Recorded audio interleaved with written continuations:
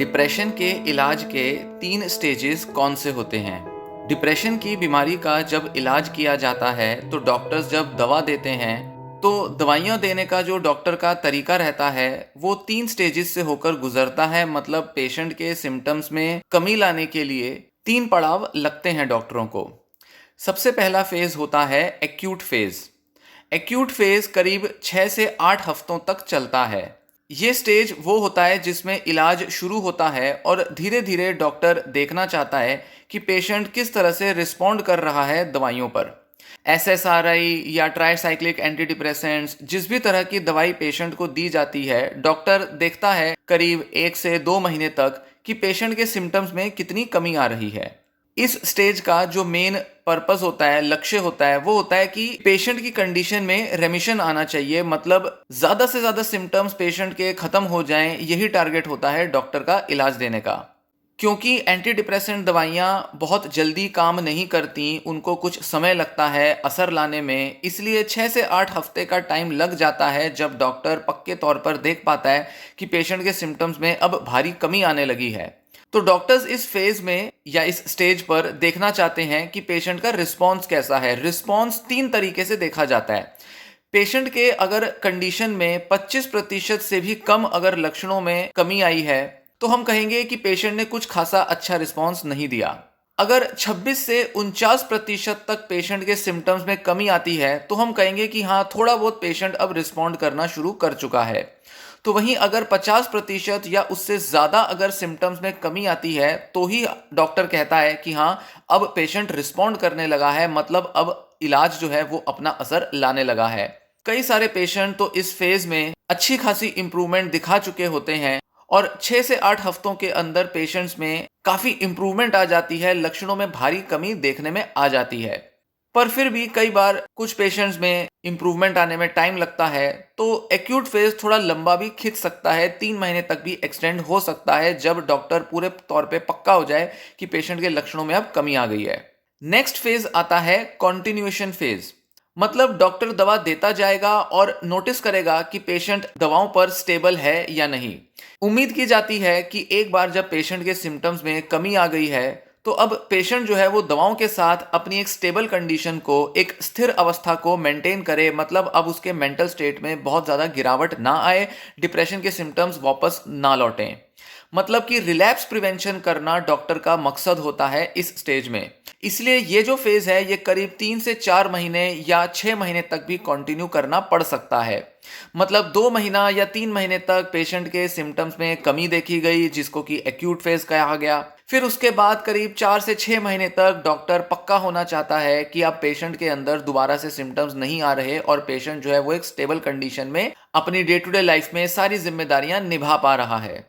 Acute phase में patient जो है वो करीब करीब हर 8 से 10 दिन बाद डॉक्टर को विजिट करता है। पर कॉन्टिन्यूएशन फेज में पेशेंट 1 या 2 महीने बाद डॉक्टर को विजिट करता है और जो दवाइयां दी गई हैं उनको एक स्टेबल डोज पर लेता रहता है। ज्यादातर मामलों में इस फेज में दवाइयों का डोज सेम बना रहता है, जबकि एक्यूट फेज में सिम्टम्स में अच्छी इंप्रूवमेंट लाने के लिए डॉक्टर डोज बढ़ा भी सकता है। पर इस स्टेज पर या तो दवाइयों का जो डोज है वो सेम बना रहता है या धीरे धीरे डॉक्टर जो है वो दवाइयां कम कर सकता है।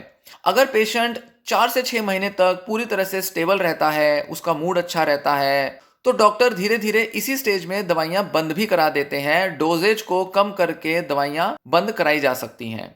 फिर इसके बाद तीसरा फेज आता है मेंटेनेंस फेज। मेंटेनेंस फेज तब दिया जाता है जब डॉक्टर को डर होता है कि शायद पेशेंट की जो बीमारी है वो दोबारा से ना लौट आए। अक्सर कई बार पेशेंट्स के कई मल्टीपल एपिसोड्स आ चुके होते हैं डिप्रेशन के। मान लेते हैं कि जो पेशेंट डॉक्टर को कंसल्ट कर रहा था उससे पहले भी 2 या 3 साल पहले पेशेंट को डिप्रेशन के एपिसोड हुए थे, या वो जो एपिसोड थे वो कई महीनों तक चले थे, या इस करंट एपिसोड में भी अगर पेशेंट का मेंटल स्टेट काफ़ी बुरा था, पेशेंट की लाइफ पर सिम्टम्स का, डिप्रेशन का बहुत असर पड़ा था और पेशेंट के जो सिम्टम्स थे वो काफ़ी सीवियर थे, तो ही डॉक्टर मेंटेनेंस फेज में पेशेंट को दवाइयाँ देते रहते हैं, भले ही बहुत लो डोज पर ही दें।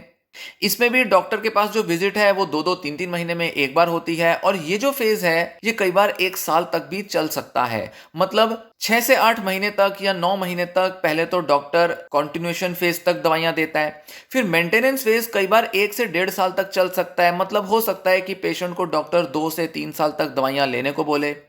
ये तभी होता है जब पेशेंट के अंदर रिस्क होता है कि वो दोबारा से डिप्रेशन डेवलप कर सकता है, मतलब जिसे कहते हैं कि रिकरेंस हो सकती है डिप्रेशन के एपिसोड की।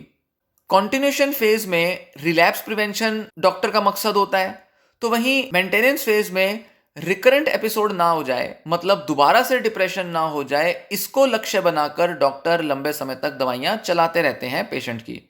तो ये तो रहे तीनों स्टेजेस जिसमें पेशेंट की कंडीशन के हिसाब से इलाज जो है वो बटा रहता है और डॉक्टर डोजेस को बदल बदल कर पेशेंट को ठीक रखने के लिए लंबे समय तक दवाइयां चलाते रहते हैं।